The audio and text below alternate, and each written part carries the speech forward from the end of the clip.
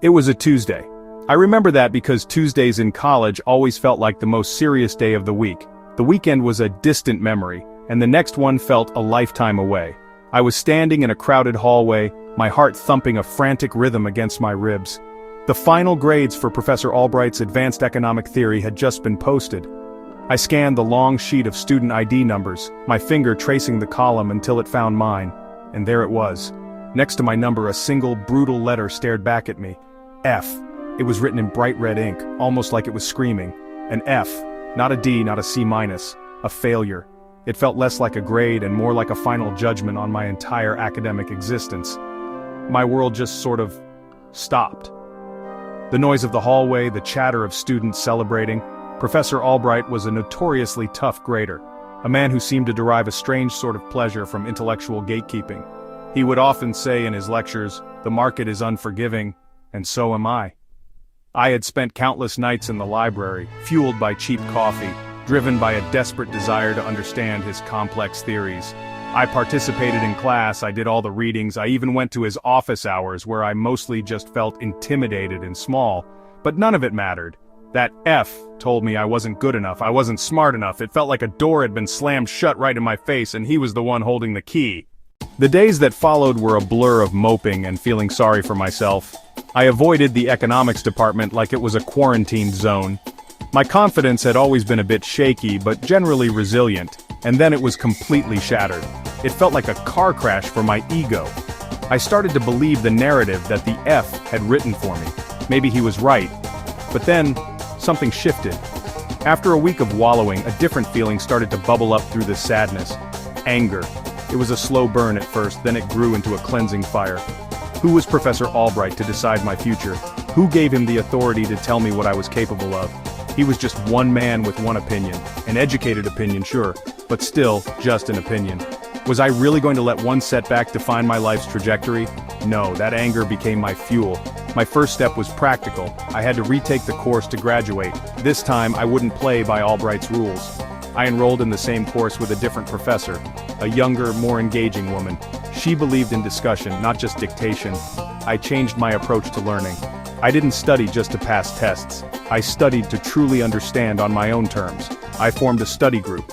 We spent hours debating economic concepts, challenging each other's assumptions and explaining ideas in our own words. It stopped being about memorizing Albright's dusty theories and became about making the knowledge my own. This approach was transformative. I saw the subject not as rigid rules to memorize but as a dynamic field to explore. I began to regain confidence, not because I was acing every quiz but because I was genuinely engaged and excited. I got an A in that class, but more importantly I learned a crucial lesson. The goal wasn't to please a gatekeeper like Albright, the goal was to build a real, solid foundation for myself. After graduation, the real world hit, and it hit hard. That F on my transcript, even though I had retaken the course, was a blemish I was constantly worried about. I knew I couldn't rely on a perfect academic record to open doors for me, so I decided I had to outwork everyone else. My journey didn't start in a fancy corner office, it started in a tiny cubicle at a small, unknown financial startup. It was the only place that offered me a job, and I grabbed it with both hands.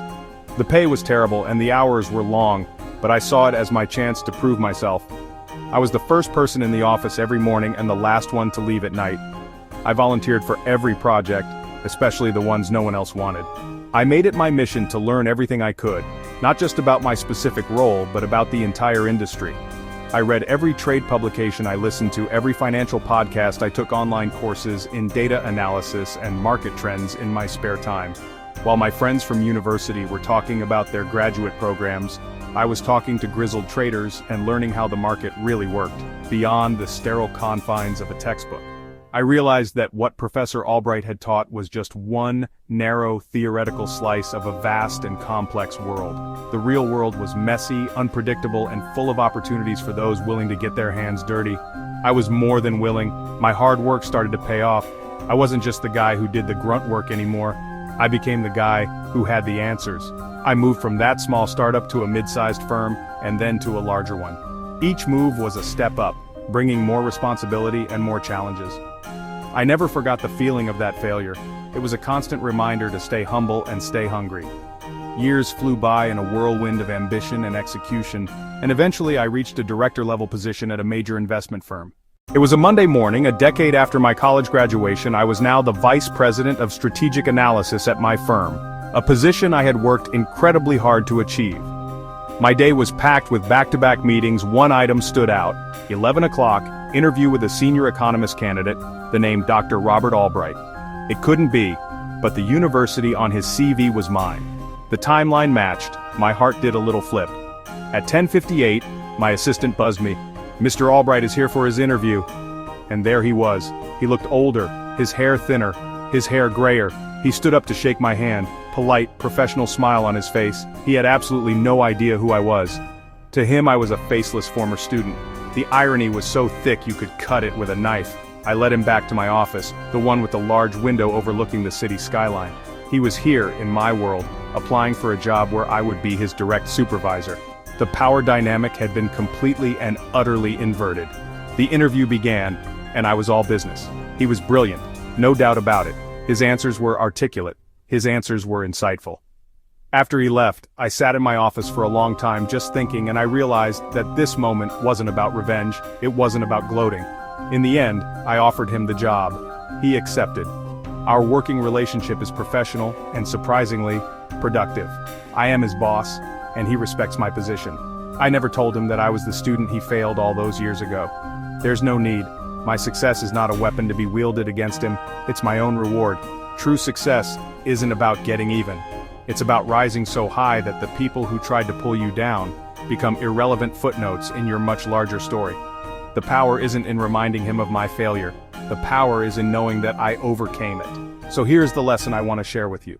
Do not ever let one person, one grade, one failure define who you are or what you can become.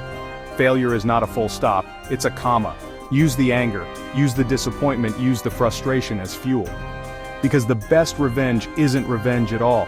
It's living a life so full and successful that you forget you were ever supposed to be a failure in the first place.